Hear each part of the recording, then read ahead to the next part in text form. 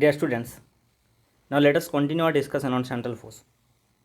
In the last class I have discussed some properties of central force, and today basically I will discuss about the relation between force and potential energy.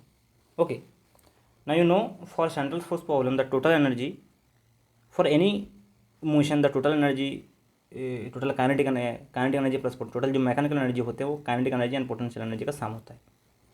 So if you talk about central force, then also the total energy will be the kinetic energy plus total potential energy. So if we talk about total energy for central force motion, that is E, that is equal to kinetic energy plus potential energy.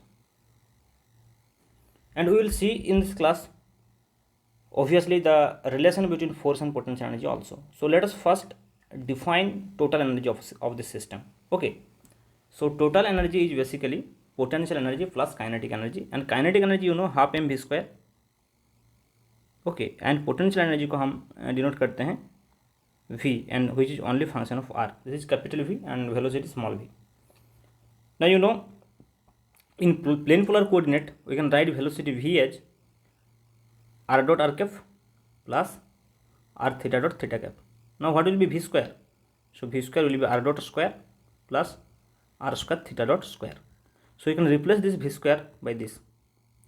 So it will be just half m r dot square plus r square theta dot square plus potential energy v of r. So this is the expression of potential energy, total energy, that is kinetic energy plus potential energy. Okay, and this energy is always constant, because if you differentiate this with respect to time, then you can see easily del E upon del t is 0. So if this is 0, then you can see total energy E is conserved. So total energy for central force problem is always conserved, is constant. And we can prove this thing in more rigorous way, but here we don't need this because our aim is to understand the topics to solve problem. Okay, so this is how we can write the total energy expression. Now what is the relation between force and potential energy? To understand this, you know if energy is conserved, then we can say the work done is path independent. So as energy is conserved, so we can write the work is done on path independent. So work done is under central force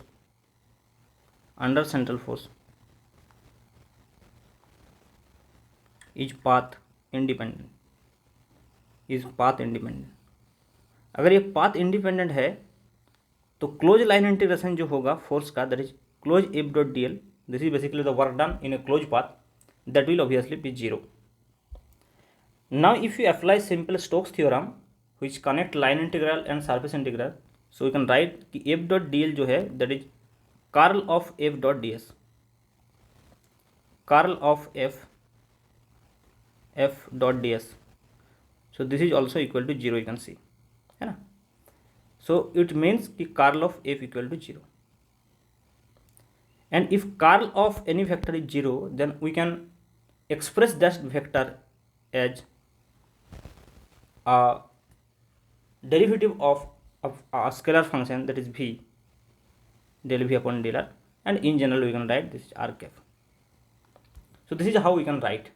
That means this means कि f को हम ऐसे एक scalar function का जो differentiation form है उससे लिख सकते हैं अगर कर्ल ऑफ एफ 0 है. तो curl of F 0 suggest basically f is equal to minus del del r of some scalar function, and that scalar function is v which is nothing but potential energy. So ये बन गया force and potential energy के बीच में relation. सो ये जो है actual में force का जो एक्सप्रेशन है, वी नो कि फोर्स जो है that is equal to F of R R cap.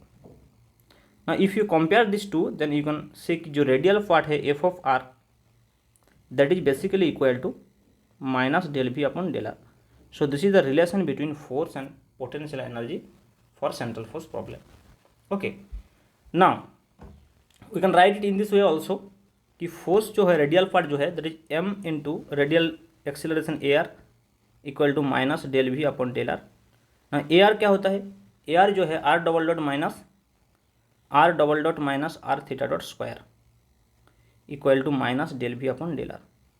So let us assume that this is our equation 1. But the radial component is this, but the transverse component will be 0, है ना. So for transverse component क्या होगा, या for tangential component we can write कि for tangential component जो f theta है that is m into a theta and that is r theta double dot plus 2 r dot theta dot, है ना, and this is equal to basically 0. and we know कि J जो है यहाँ से हम पहले ही ये एक्सप्रेशन हम देख लिया कि from here we can derive कि M R square theta dot जो है that is equal to constant. Because यहाँ से हम ऐसे लिख सकते हैं इसको कि D D T of M R square theta dot, है ना. So that is equal to 0. इसका मतलब ये जो M R square theta dot है ये कांस्टेंट है, that is J. So J is equal to M R square theta dot, ये हम पहले ही निकल चुका था. नाउ इसको हम इक्वेशन 1 में इन्वॉल्व करते हैं तो हमको एक रिलेशन मिलेगा and that will be very important relation to solve problem. Okay, so J equal to M R square theta dot. Now if you substitute this J, है ना, इन इक्वेशन 1. सो इक्वेशन 1 में देखिए जो are theta dot जो है उसको हम कैसे लिख सकते हैं, आर थीटा डॉट को. सो आर स्क्वायर या फिर थीटा डॉट को हम लिखते हैं, theta dot is equal to क्या होगा, J upon M R square. So theta dot का जो वैल्यू है J upon M R square, इसको हम इक्वेशन नंबर 1 में सब्सटीट्यूट कर देते हैं. तो that will be m into R double dot minus R into, देखिए थीटा डॉट स्क्वायर मतलब J square upon M square R to the power 4, है ना, equal to minus del V upon del R. So इसको हम थोड़ा सा modify कर लेते हैं, that is m into R double dot minus एक r जो है वो कट जाएगा. So that will be J square upon M R cube and that is equal to minus del V upon del R, है ना. So this is our equation number 3. Equation number 3 ये M square था, sorry M square R cube है. तो M को multiply कर लेते हैं, तो M R double dot minus J square upon M R cube equal to minus del V upon del R. So this is our equation number suppose 3 और इसको हम इक्वेशन नंबर 2 बोल देते हैं, J equal to M R square theta dot को.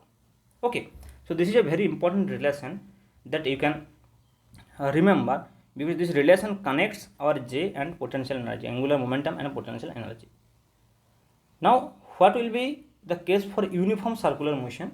So there is an interesting result that we can write from here कि for uniform circular motion क्या होता है. देखिए now for uniform circular motion क्या होता है, मैं पहले बता चुका हूँ कि r equal to R naught हम लिख सकते हैं और आर डॉट इक्वल टू 0 हो जाएगा इसका डेरिवेटिव, क्योंकि आर नॉट कॉन्स्टेंट है, और theta dot equal to omega naught, this is also constant, है ना. तो क्या होगा, देखिए ये जो एक्सप्रेशन है, ये एक्सप्रेशन क्या था, ये वाला एक्सप्रेशन अगर हम फ्रॉम इक्वेशन 1 को हम लिखते हैं तो देखिए क्या होगा. फ्रॉम इक्वेशन 1 इसको हम सब्स्टिट्यूट करते हैं in equation 1. So in equation 1 पहले इक्वेशन 1 क्या था मैं लिख लेता हूँ एक बार. इक्वेशन 1 था M R double dot, equation 1 जो था m इंटू ए आर मतलब R double dot minus R theta dot square equal to minus del V del R. यहाँ से हम ओमेगा नॉट निकाल सकते हैं. देखिए आर डॉट तो 0 है तो ये आर डबल डॉट भी 0 होगा, तो it will be minus M R की जगह हम आर नॉट लिख सकते हैं into omega square, theta dot को हम ओमेगा स्क्वायर लिख देते हैं, है ना, या फिर ओमेगा नॉट लिखते हैं, omega naught square. So that is equal to minus del V upon del R. So ये माइनस जो है कट जाएगा, तो देखो ओमेगा नॉट स्क्वायर जो हो जाएगा 1 upon M R naught into del V upon del R. तो यहाँ से हम ओमेगा नॉट निकल सकते हैं, है ना, that is equal to square root of 1 upon M R naught into del V upon del R. So this is very important, sometimes question are asked from this relation, है ना. For universe circular motion अगर potential energy दिया हुआ है तो हम यहाँ से एंगुलर फ्रीक्वेंसी जो है वो हम निकाल सकते हैं इस इक्वेशन से. अदरवाइज फ्रॉम इक्वेशन 3 हम इसको ऐसे भी मॉडिफाइड कर सकते हैं. In equation 3 according to equation 3 भी हम इसको मॉडिफाई कर सकते हैं. सो इक्वेशन 3 में क्या था देखिए, इक्वेशन 3 क्या था, इक्वेशन 3 था बेसिकली ये वाला इक्वेशन, ये वाला equation, M R double dot minus J square upon M R cube. तो M R double dot minus J square upon M R cube and that is equal to minus del V upon del R, है ना। तो अगर R dot zero है तो ये M R double dot zero हो जाएगा। तो यहाँ से हमको क्या मिलेगा, और at R equal to R naught, अगर हम इसको at R equal to R naught में सब्स्टिट्यूट करते हैं तो यहाँ से हमें मिल जाएगा, देखिए ये टर्म तो जीरो हो जाएगा और ये माइनस माइनस भी कट जाएगा। तो it will be J square upon M R naught square, है ना, ये फिर R naught cube equal to del V upon del R, है ना, at R equal to R naught. So this is also the condition for uniform circular motion we can write. So these two equations are very important when we talk about the uniform circular motion.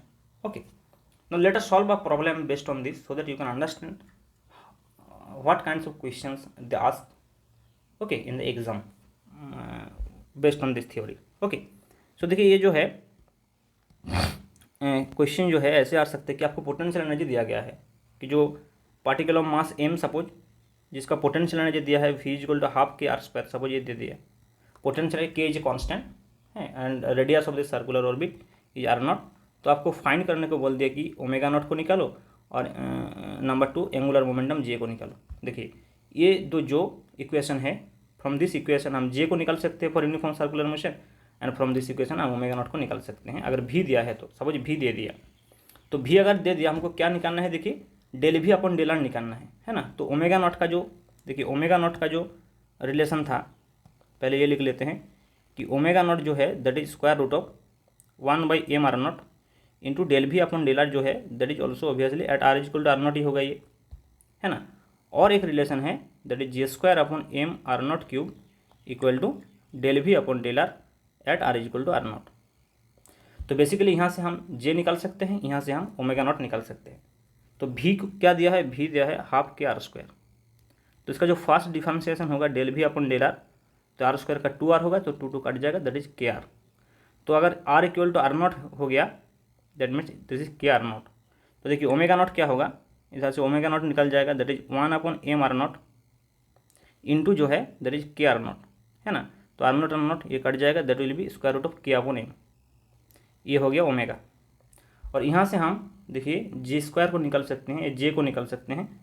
तो इसको हम रब कर देते हैं, तो इस equation से हम निकल सकते हैं। देखिए कैसे कि J square upon M R naught, this is basically J square upon M R naught cube and that is equal to K R naught, है ना, क्योंकि del V upon del R K R not.